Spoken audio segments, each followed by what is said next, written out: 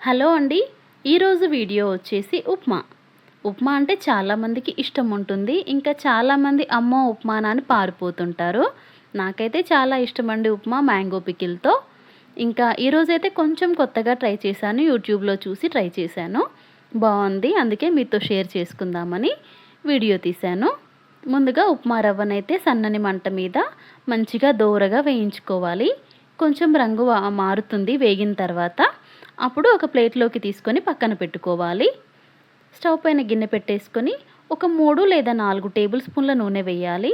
నూనె వేడెక్కిన తర్వాత పావు టీ స్పూన్ ఆవాలు, అర టీ స్పూన్ జీలకర్ర వేయాలి.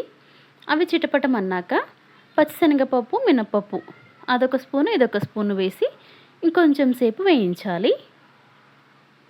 ఇప్పుడు దీంట్లో జీడిపప్పు, ఇష్టమైతే పల్లీలు కూడా వేసుకోవచ్చు. పచ్చిమిర్చి ముక్కలు, అల్లం ముక్కలు వేస్తే అల్లం ముక్కలు కూడా ఇప్పుడే వేయాలండి పచ్చిమిర్చితో పాటు. నేను అల్లం తురుము వేస్తున్నాను, అందుకే కొంచెం చివర్లో వేద్దామని ఆగాను.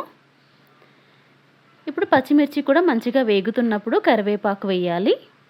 అలాగే అల్లం తురుము వేశాను కాబట్టి కొంచెం లేటుగా వేశాను. ముక్కలైతే పచ్చిమిర్చితో పాటు వేస్తే సరిపోతుంది. ఇంక ఇవన్నీ బాగా వేయించుకోవాలి. ఉల్లిపాయ అయితే వేయలేదండి ఇందులో. ఇప్పుడు ఒక గ్లాసు రవ్వకి ఒక 3 గ్లాసుల నీళ్ళ చొప్పున తీసుకోవాలి. 1:3 అన్నమాట. అలాగే ఒక గ్లాసు పాలు కూడా వేస్తున్నాను. ఇదైతే ఫస్ట్ టైం చేశానండి. ఎలా ఉండిద్దో ఏంటో ఉల్లిపాయ లేకుండా అసలు వంట చేయడం అంటే నాకు అవ్వదు. కానీ బాగుంది టేస్ట్ మాత్రము. ఉల్లిపాయ వేయలేదు. పాలైతే ఫస్ట్ టైం అండి పాలతో ట్రై చేయడము. టేస్ట్ అయితే చాలా బాగుంది. ఇంకా ఎసరు వచ్చిన తర్వాత వేయించి పెట్టుకున్నాం కదా, ఆ రవ్వ వేయాలి. మంచిగా మంట సిమ్లో పెట్టుకొని స్లోగా పోస్తూ కలుపుతూ ఉండాలి. ఉండలు కట్టకుండా ఉంటుంది.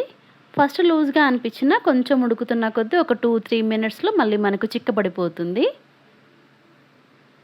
అంటే పాలు వేస్తే ఎలా ఉంటుందో అని డౌట్ పడేవాళ్ళు ట్రై చేయొచ్చండి. క్రీమీగా టేస్టీగా బాగుంది ఉప్మా అయితే. ఇప్పుడు కొంచెం చిక్కబడ్డ తర్వాత రుచికి సరిపోను ఉప్పు వేయాలి. ఒక్క 4-5 నిమిషాల్లో మంచిగా దగ్గర పడుతుంది. ఇంత జారుగా అయితే ఉండదు. చల్లారిన తర్వాత ఇంకాస్త దగ్గర పడుతుంది. 3 గ్లాసుల నీళ్ళు, 1 గ్లాస్ పాలైతే వేశాను ఒక గ్లాస్ రవ్వకి. ఇంకా చివర్లో కొత్తిమీరాకు ఉంటే కొత్తిమీరాకు వేసేసుకొని స్టవ్ ఆఫ్ చేస్తే అంతే అండి. ఉప్మా అయితే రెడీ అయిపోయింది. చాలా సింపుల్గా టేస్టీగా చాలా బాగుంది ఉప్మా. ట్రై చేయొచ్చండి. హ్యాపీగా ట్రై చేయొచ్చు. టేస్ట్ అయితే బాగుంది. ఈ వీడియో నచ్చితే ప్లీజ్ లైక్ చేయండి. ప్లీజ్ సబ్స్క్రైబ్ చేసుకోండి. Thanks for watching.